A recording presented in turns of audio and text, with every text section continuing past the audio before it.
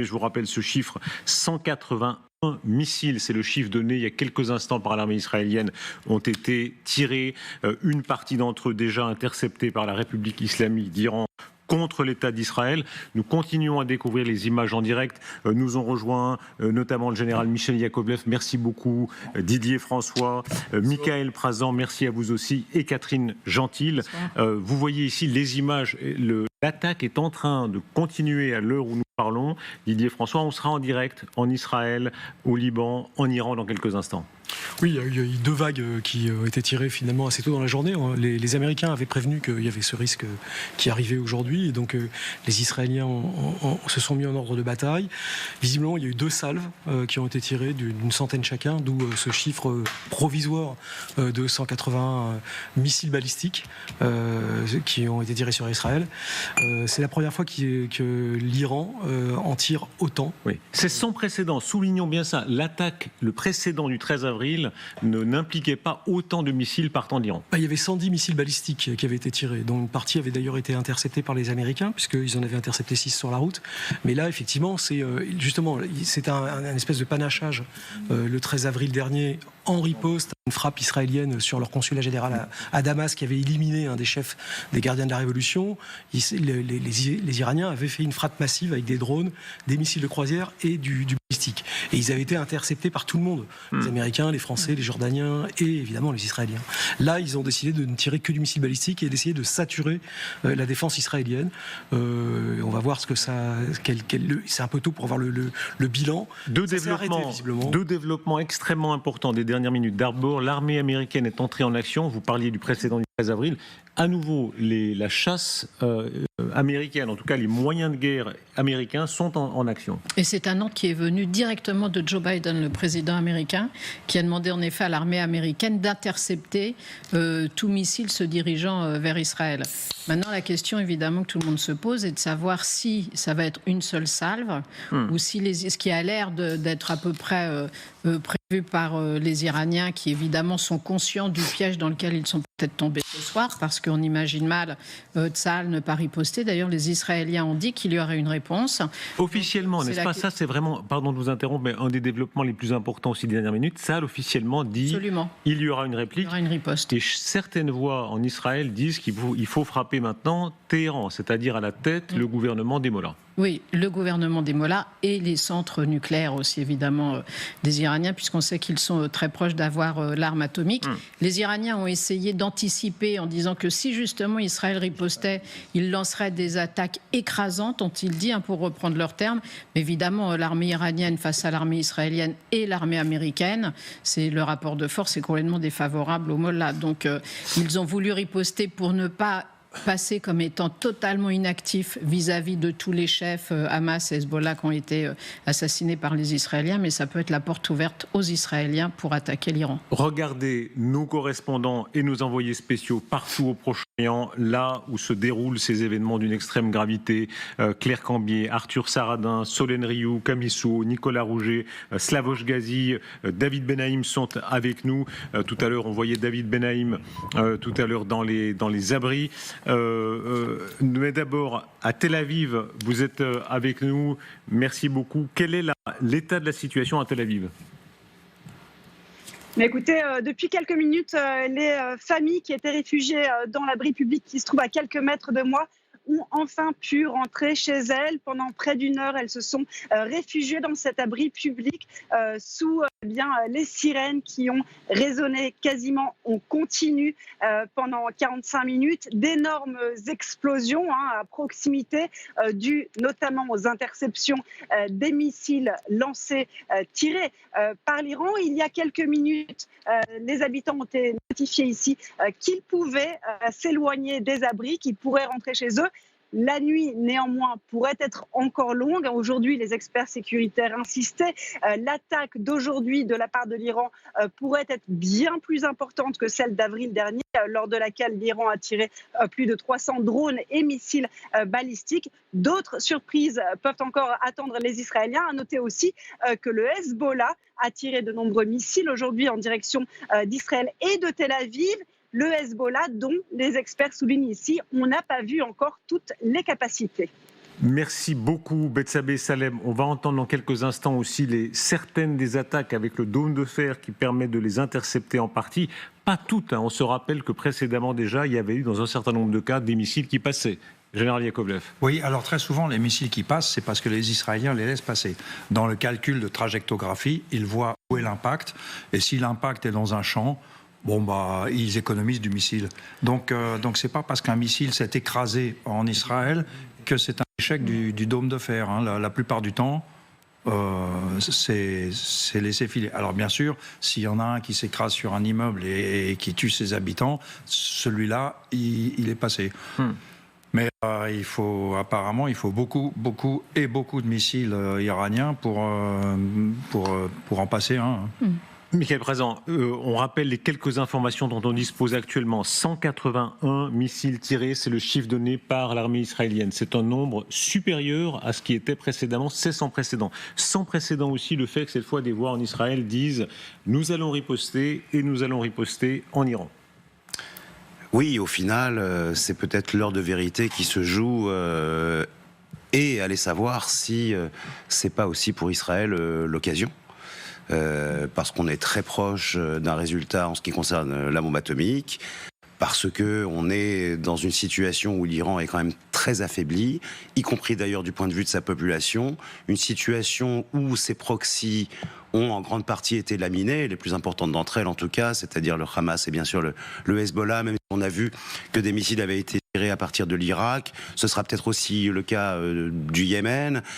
Il y a des tentatives de coordonner ces attaques avec des attentats terroristes à l'intérieur du territoire israélien, mais enfin, pour Israël, la menace prioritaire, c'est bien évidemment l'Iran, et régler son compte à l'Iran règle la plupart des problèmes. Donc, évidemment, il faut essuyer cette pluie de missiles. C'est pas facile. Ça coûte aussi très cher, on ne le dit jamais. Mais chaque missile intercepté par le dôme de fer, c'est un coût faramineux.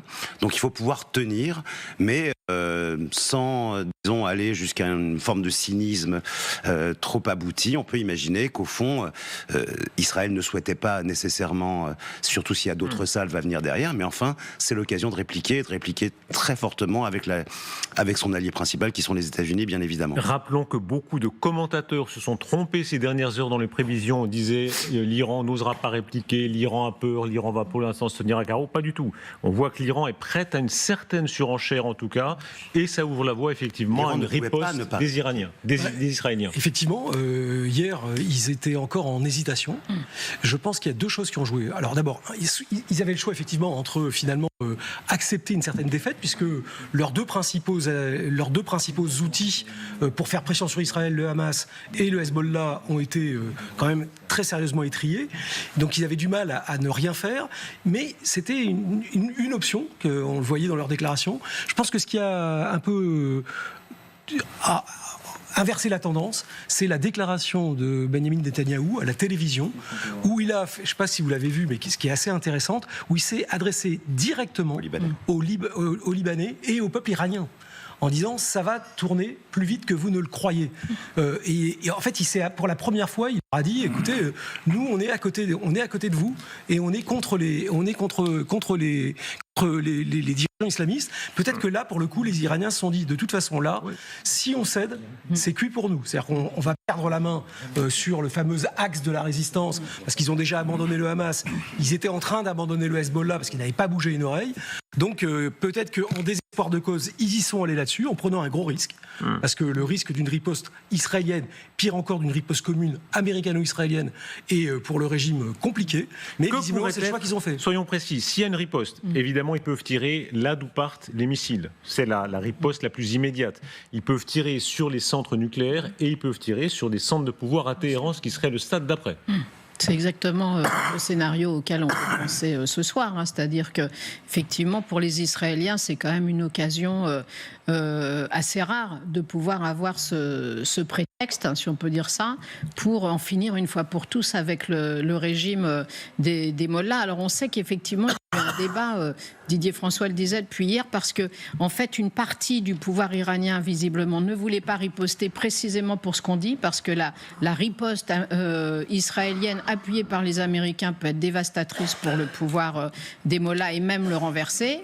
Et donc il y avait une partie qui disait ne faisons rien, ne prenons pas ce risque, et une autre qui a dit c'est parce que on se laisse faire depuis trop longtemps après les éliminations les unes après les autres des responsables du Hamas, des responsables du Hezbollah, du responsable du Hamas tué à Téhéran, c'est parce que nous n'avons pas réagi que les Israéliens osent faire ce qu'ils font en entrant au Liban. Et donc c'est la ligne dure qui l'a emporté, et ils ont essayé de lancer une attaque calibrée justement sur des bases militaires israéliennes, sur un centre du Mossad, pour dire, voilà, on en reste là et n'en parlons plus. Mais je pense que c'est un très mauvais calcul. Et on n'en est plus là. Les Israéliens veulent riposter. Ce soir, les Israéliens disent, nous allons riposter. On va entendre maintenant une des séquences du moment du tir où on entend bien la puissance de feu des Iraniens et évidemment la puissance du contre-feu, c'est-à-dire le dôme de fer. Je ne sais pas si on peut déjà entendre une de ces séquences d'il y a quelques instants.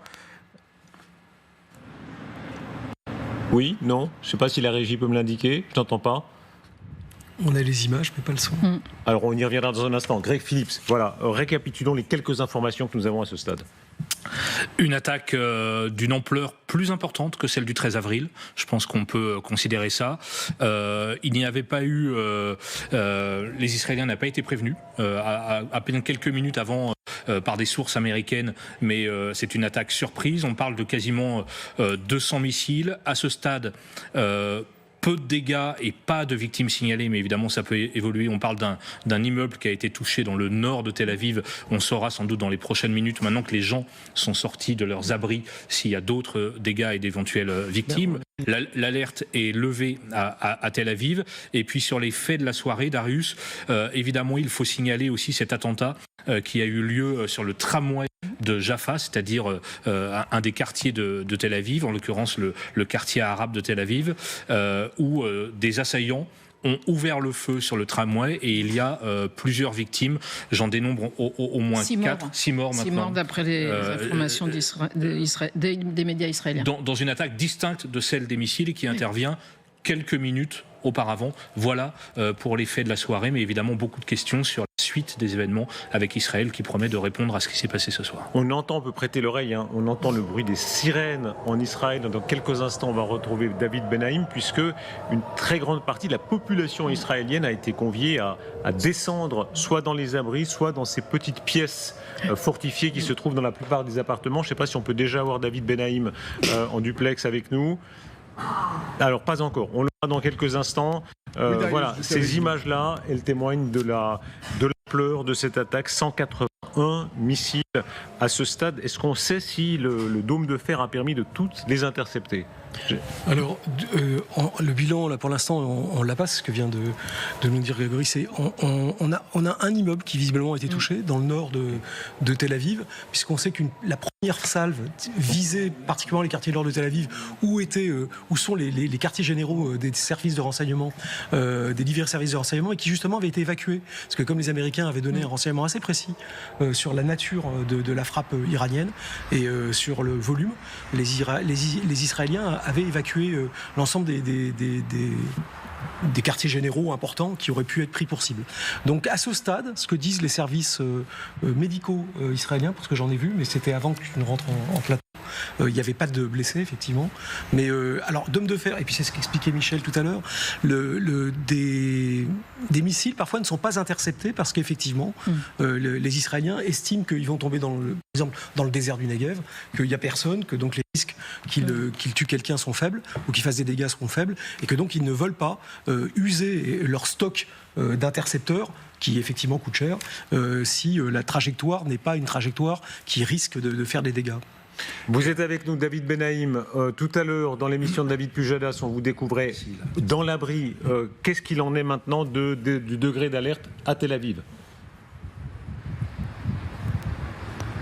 On a pu sortir, Darius, après à peu près 50 minutes. C'est la plus longue alerte qui nous a été donnée, où nous avons dû rester à l'intérieur des abris. C'est tout le pays qui a reçu sur son téléphone une alerte vers 18h30 heure d'Israël. Il y avait eu quelques rumeurs ici et là, et les Israéliens ont commencé à voir sur leur groupe Telegram ou WhatsApp des informations comme quoi, en effet, l'Iran allait frapper ce soir. Ils ne se sont pas méfiés autant qu'ils s'étaient méfiés dans la nuit du 13 au 14 avril, où nous étions à l'antenne ensemble. Et donc, malgré tout, les rues de Tel Aviv se sont vidées assez rapidement, mais pas suffisamment rapidement pour que ceux qui étaient sur le boulevard de Jérusalem, tout au sud de Tel Aviv, à la frontière avec la ville de Jaffa, puissent échapper à l'attentat terroriste qui a eu lieu, où 2 terroristes sont sortis ou ont attaqué le métro. C'est pas encore bien clair. Je vous dis métro parce qu'on parle de tramway, mais en fait c'est... Voilà, on est interrompu, mais on comprend bien qu'il y a cette première salve qui a eu lieu, Greg Phillips, et maintenant on est dans l'attente, dans l'inconnu de savoir ce que sera ou serait une deuxième salve. On est toujours sur l'image en direct. Ce que décrit très bien David, et pour avoir vécu un petit peu en Israël, c'est d'un seul coup tout un pays qui va aux abris, enfin 9 millions d'habitants, parce que vous l'avez dit, les abris sont dans les bâtiments publics, certains abribus sont en béton armé, dans les appartements aussi, et là c'est vraiment tout le pays qui d'un seul coup s'est caché de ces missiles à Jérusalem, dans le sud du pays, à Tel Aviv, à Haïfa. Donc vous imaginez pour la population ce que ça représente, notamment pour les enfants. Et puis rappelons qu'on est quand même à quelques jours du premier anniversaire du 7 octobre. Donc on est dans une période extrêmement sensible. Et à la veille du Nouvel An juif. Et à la veille de Rosh Hashanah. Ce mercredi, en fin de soirée, pour les Juifs du monde entier, et évidemment en Israël. Oui, alors évidemment c'est une double date symbolique, hein, et les Iraniens évidemment en étaient tout à fait conscients vraisemblablement. Alors la télévision iranienne prétend que 80% des missiles lancés ont atteint leurs objectifs. Évidemment on ne pouvait pas s'attendre au contraire. Mais d'après ce que me dit Laurent Ben, qui est un de nos journalistes qui a longtemps aussi vécu en Israël, les éditorialistes israéliens ce soir sont extrêmement remontés et demandent appui justement sur cette demande de riposte forte de la part de Tsahal, en disant cette fois-ci il faut vraiment attaquer l'Iran et évidemment éviter la population civile, mais essayer de détruire les infrastructures à la fois gazières et pétrolières pour complètement affaiblir le régime des ayatollahs. C'est évidemment la grande question ce soir qui va rythmer la soirée et qui, en quelque sorte, est le suspense majeur de ce qui arrive, c'est-à-dire quelle sera cette réponse qu'Israël promet aux Iraniens? Est-ce que ce sera une réponse limitée, par exemple, un tir sur un centre nucléaire iranien, ce qui serait déjà une réponse importante, ou plus importante encore contre un centre de pouvoir, y compris jusqu'à tuer le chef suprême Ali Khamenei? Oui, je pense que les Israéliens, alors je ne sais pas ce qu'ils vont faire, mais je suppose que leur intérêt est d'affaiblir le régime, donc de calibrer leur cible. Pour ça. Donc affaiblir le régime n'est pas la même chose que détruire l'économie du pays, par exemple. Pas forcément. Une chose est sûre, c'est que l'infrastructure nucléaire iranienne, elle est hors de portée. Elle est hors d'atteinte. L'est-elle vraiment? On a vu cette image du bombardement à Beyrouth où la bombe pénétrante qui avait permis de tuer Nasrallah avait permis de franchir plusieurs étages et les étages inférieurs. Qu'est-ce qui change? C'est les Américains, il y a quelques années, avec leurs moyens, disant il n'y a pas de solution militaire. Aux Irak, on ne le refera pas. Voilà. Maintenant, faire des gros dégâts à ces infrastructures ne les détruit pas forcément, mais retarde le programme. Et puis, il y a le geste, il y a la symbolique.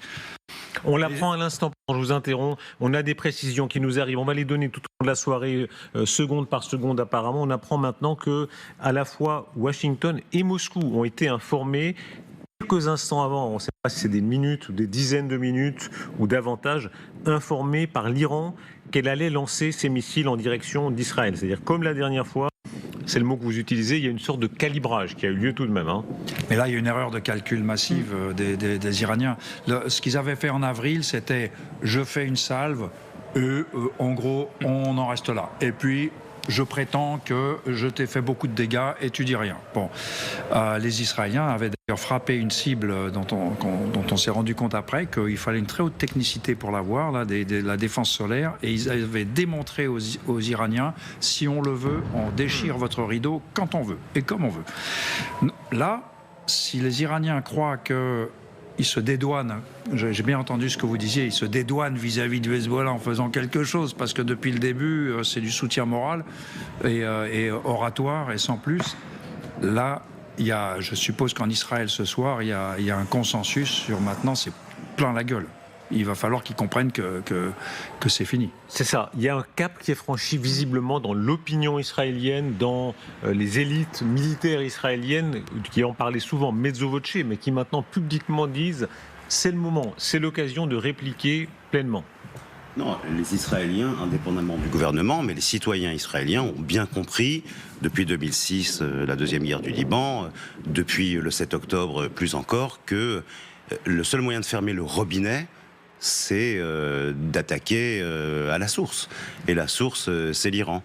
Alors évidemment, il y a le problème de l'idéologie, de l'islamisme proprement dit, qui ne tarira jamais, vraisemblablement. Mais en tout cas, pour ce qui est, disons, de l'opérationnel, des infrastructures terroristes, on peut évidemment les réduire tous les 10 ans ou tous les 15 ans, mais elles se reconstruisent, et elles se reconstruisent par des moyens à la fois logistiques, des moyens militaires, et bien sûr des financements qui sont tous en provenance d'Iran. Donc les Israéliens savent, la rue israélienne sait qu'on n'aura jamais la paix tant que l'Iran sera cette espèce comme ça d'empire qui ne veut qu'une chose dans la région, c'est détruire l'État d'Israël, et elle le fait via ses proxys. Donc le moment est sans doute venu. Oui, je pense que les Iraniens, en tout cas, ont fait, ils ont, dans ces derniers jours, et même dans ces dernières heures, le calcul qu'Israël voulait aller plus loin que ce qu'elle faisait d'habitude, ce qui était fait d'habitude. C'est-à-dire que je pense qu'on est au-delà. La stratégie qui a commencé de manière très systématique, de casser les capacités militaires du Hamas, puis celle du Hezbollah, a en fait découvert l'Iran, puisque en fait la dissuasion iranienne à l'égard d'Israël, c'était deux choses, les missiles, mais on voit que ça n'a pas fonctionné la première fois et que ça n'a pas l'air d'avoir fonctionné cette fois-ci, et la deuxième chose, c'était les capacités directes d'intervention, soit du Hezbollah, soit du Hamas en Israël, et ça, ces deux cartes maîtresses de l'Iran ont été détruites. Et les déclarations israéliennes laissent à penser qu'effectivement, regardez le nom de code donné à toutes les opérations. En fait, on va changer l'ordre régional. Et donc je pense qu'au-delà de l'opératif et du tactique, les Israéliens pensent qu'ils sont rentrés dans un affrontement stratégique avec les Israéliens, et qu'il leur fallait répondre quoi qu'il en coûte, parce que sinon, de toute façon, ils étaient en train de le perdre. Qu'est-ce qu'on sait, et regardons exactement les images, qu'est-ce qu'on sait du trajet des missiles? Il faut rappeler, il y a environ 1000 km entre l'Iran et Israël. Selon le pas de voilà. Selon le pas de tir, effectivement, ça varie un petit peu. Combien de temps le missile qui part de l'Iran met-il du temps pour arriver jusqu'en Israël? C'est 10 à 15 minutes. Et à quel moment, ça veut dire à quel moment les Israéliens savent que le missile est parti? Ah, ils le savent très tôt. Ouais. Déjà, le système américain, il prend la chaleur du départ. Donc ils ont, en gros, en temps réel, ils ont le départ. La trajectographie, elle vient un peu plus tard. À l'instant où le missile décolle, les Américains s'en rendent compte? Oui, et ils disent aux Israéliens, c'est là. Donc il y aura de la visite bientôt, je pense. Et d'ailleurs, certains missiles ont apparemment été interceptés avant d'être au-dessus du territoire israélien. Syrie, oui. On parle d'interception en Syrie par des avions de chasse. Donc effectivement, vous les tracez dès le départ, et il y a moyen de les détruire avant même l'entrée dans l'espace aérien israélien. Mais les Américains ont prévenu avant même que les missiles soient tirés, parce qu'ils ont prévu bien plus qu'un quart d'heure avant leur arrivée au-dessus. Parce qu'ils ont vu le dispositif se mettre en place, parce que ces gens-là, ils ne sont pas assis à côté du missile prêt à partir toute la journée. Donc déjà, il faut se déployer. On a fait des évacuations cet après-midi. Exactement. Donc les Américains ont pu prévenir assez tôt quand même qu'il allait y avoir cette attaque sur Israël. Alors, Grégory Philippe, récapitulons pour celles et ceux qui nous rejoignent maintenant. 181 missiles tirés par les Iraniens, c'est le chiffre officiel, le chiffre donné par l'armée israélienne. Ces missiles donc qui ont été en grande partie, en tout cas, interceptés par le drone, par le dôme de fer. Et ce développement de la soirée avec l'intervention des Américains. L'armée américaine est entrée en action. Oui, vous avez bien résumé cette attaque qui est sans doute quand même d'une ampleur plus importante que celle du 13 avril dernier, notamment par la nature balistique des missiles qui ont été tirés vers Israël. La plupart ont été interceptés par les moyens qu'on vient d'évoquer à l'instant. Un missile a sans doute touché un immeuble du nord de Tel Aviv. On ne sait pas encore, on ne connaît pas encore l'étendue des dégâts et s'il y a des victimes, parce que tout ça s'est produit il y a très très peu de temps finalement. C'était il y a un peu plus d'une heure. Et parallèlement à ça, mais c'était quelques minutes avant que cette salve de missiles atteigne le ciel israélien, il y a eu un attentat à Tel Aviv, dans le quartier arabe de Jaffa, où des hommes armés ont ouvert le feu sur un tramway, faisant au moins 6 morts et des blessés. On parle d'incidents distincts. Qui n'ont pas de rapport sans doute les uns et les autres, mais donc cet attentat à Tel Aviv, puis quelques minutes après la salve de missiles, avec la question que vous posez à vos invités, Darius, depuis tout à l'heure, c'est quelle sera la réponse de l'État hébreu. Mais si je peux rajouter quelque chose, ça a été une inquiétude de la part des services de sécurité israéliens à partir du moment où il y a eu l'attentat dont parlait Grégory, c'est de savoir si justement il y avait une attaque coordonnée entre les missiles et différents attentats qui auraient pu se produire dans les villes israéliennes, ce qui aurait été évidemment bien plus difficile à contrecarrer. Mais visiblement, pour l'instant, c'est seulement un attentat, mais les services de sécurité israéliens se sont posés la question de savoir si d'autres avaient été planifiés.